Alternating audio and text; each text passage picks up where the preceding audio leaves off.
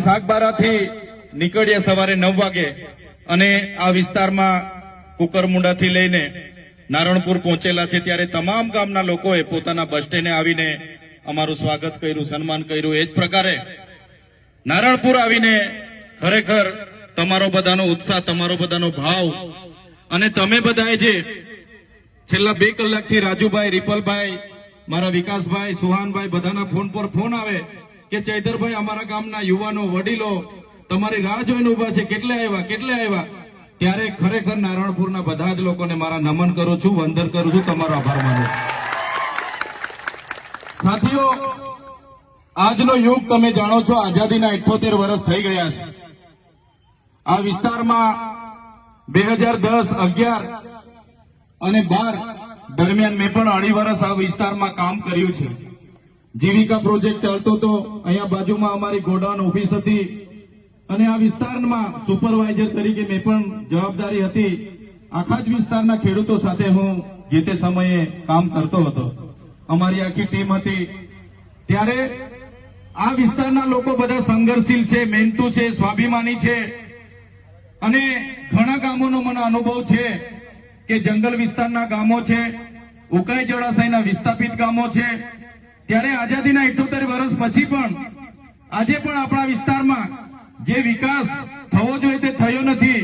આજે આપણા વિસ્તારના લોકો આર્થિક રીતે અસમાનતાની, આજે પણ આપણા વિસ્તારમાં અસમાનતા છે। ત્યારે પ્રશ્નો ઘણા છે। તમે જંગલ જમીનમાં તમે જોયું હશે, આપણા ખેડૂતો 5 એકર જમીન ખેડતા હોય તો એને 1 એકર જમીન આપવામાં આવી છે, કોઈ 3 એકર ખેડતો હોય તો એને 20 ગુંઠા આપવામાં આવી છે અને વર્ષોથી દાવાઓ કર્યા છે, પણ ઘણા લોકોના હજુ દાવા પેન્ડિંગ છે। ઉકાઈ જળાશય 1972 બન્યું ત્યારે આપણને બધાને વચનો મળ્યા હતા કે તમને પણ સિંચાઈનું પાણી મળે। થોડા ઘણા ગામોમાં ઉદ્વહન સિંચાઈ યોજના બની છે, એને બાદ કરતા આજે પણ ઘણા ગામોમાં સરકારે વચન પાડ્યું નથી અને આપણને સિંચાઈનું પાણી મળ્યું નથી। એ જ પ્રકારે આપણા વિસ્તારમાં જ્યારે રોજગારીની બાબતો હોય, શિક્ષણની બાબતો હોય, તમામ બાબતો હું સારી રીતે વાકેફ છું। આજે તમે સરકાર સામે અવાજ ઉઠાવવાના પ્રયાસો કરશો તો એ તમને ધર્મમાં ઉલ્લેખી દેશે કે ભાઈ હિન્દુ ખ્રિસ્તીની લડાઈ થશે, ભારત પાકિસ્તાન, હિન્દુ મુસ્લિમ જેવી વાતો કરશે, મસ્જિદની વાતો કરશે, મસ્જિદની વાતો કરશે। ત્યારે સાથીઓ, મારે તો વિશેષ કઈ વાતો કરવાની નથી। ખેડૂત મહાપંચાયતમાં અમે જઈ રહેલા છે, પણ અમારા વિસ્તારમાં છોટાઉદેપુર હોય, દાહોદ હોય, પંચમહાલ હોય, નર્મદા હોય, ભરૂચ હોય કે વલસાડ, નવસારીમાં પણ હું 2 દિવસ પહેલા ત્યાં હતો તો ખૂબ સારા યુવાનો મારા સંઘર્ષના સાથી બની રહ્યા છે, મારી સાથે જોડાઈ રહેલા છે અને એ લોકો આવનારા ભવિષ્યમાં રાજનીતિમાં, જાહેર જીવનમાં આવીને આગળ વધવા જઈ રહ્યા છે। ત્યારે મારે તમને એટલું જ આહવાન છે, આજે ગુજરાતમાં યુવાન ભણી ગણીને BA કરે, BEd કરે, PTC કરે, ટેટ ટાટ પાસ કરે, બધી જ પ્રકારની અભ્યાસ કરવા છતાં એને નોકરી નથી મળતી, પેપરો ફૂટે છે। ત્યારે મારે આજના નારણપુરના મંચ પરથી મારા યુવાન સાથીઓને વિનંતી છે કે તમે પણ બધા જાહેર જીવનમાં આવો। હું નોકરીમાંથી રાજીનામું આપીને જાહેર જીવનમાં આવ્યો છું, ત્યારે આજે ગુજરાતના કર્મચારીઓ હોય, યુવાનો હોય, બાળકો હોય, તમામ વર્ગના પ્રશ્નો ઉઠાવી શકું છું। આ વિસ્તાર અમારા માટે ખાલી છે। આ વિસ્તારમાં હજુ અમારું સંગઠન નથી।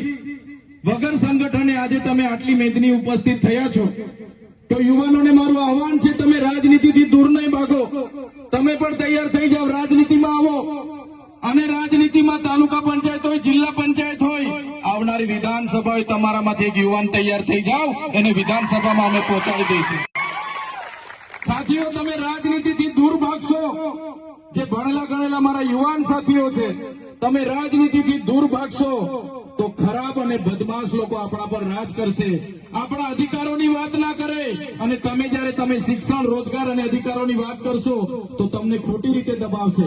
ત્યારે મારે તમને બધાને વિનંતી છે, ચૈતર વસાવા તમારી સાથે છે।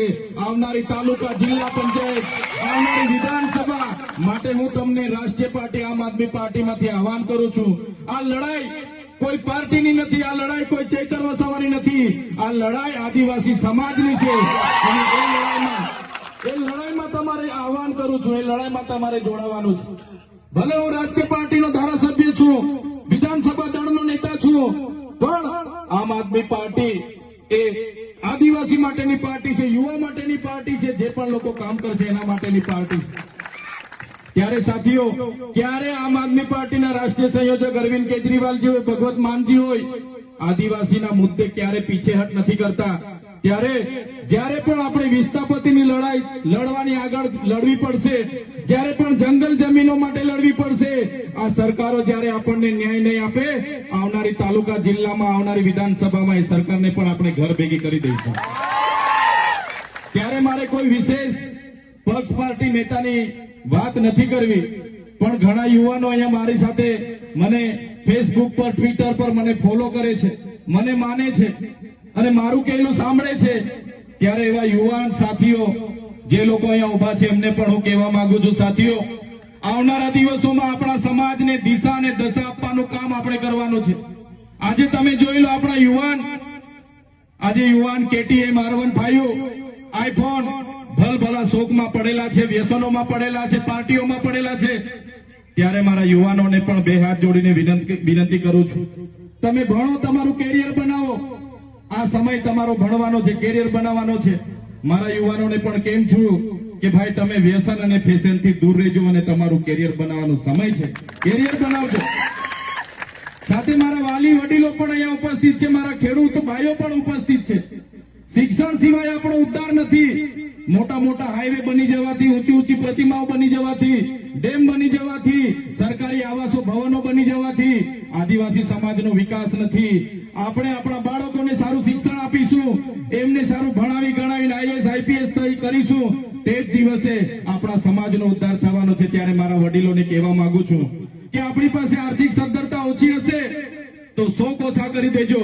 આપણા 2 જોડી કપડામાં ચાલતું હશે તો ચલાવી લેજો, 2 રોટલી ઓછી ખાવા મળે તો ખાઈ લેજો, પણ આપણા બાળકોને ભણાવજો, ભણાવજો ને ભણાવજો. તે જ દિવસે આપણો સમાજનો ઉદ્ધાર થવાનો છે. ત્યારે 2 વાગ્યાનો સોનગઢનો સમય છે, 2 વાગી ગયા છે મિત્રો. વધારે સમય હું નથી લેતો, હું તમારી બધાની માફી માંગુ છું. 2 કલાકથી તમે મારી રાહ જોઈને ઉભા હતા, સ્વાગત માટે ફૂલહાર લઈને, ગુલદસ્તા લઈને, છતાં હું તમને સમય આપી નથી શકતો. એટલે મને માફી ચાહું છું. આવનારા દિવસોમાં કોઈ પણ સુખ દુઃખના પ્રસંગો હશે, સામાજિક પ્રસંગો હશે, ધાર્મિક પ્રસંગો હશે, ચોક્કસ તમારી વચ્ચે ફરી આવીને અમે ઉપસ્થિત થશું. તમારો ભાવ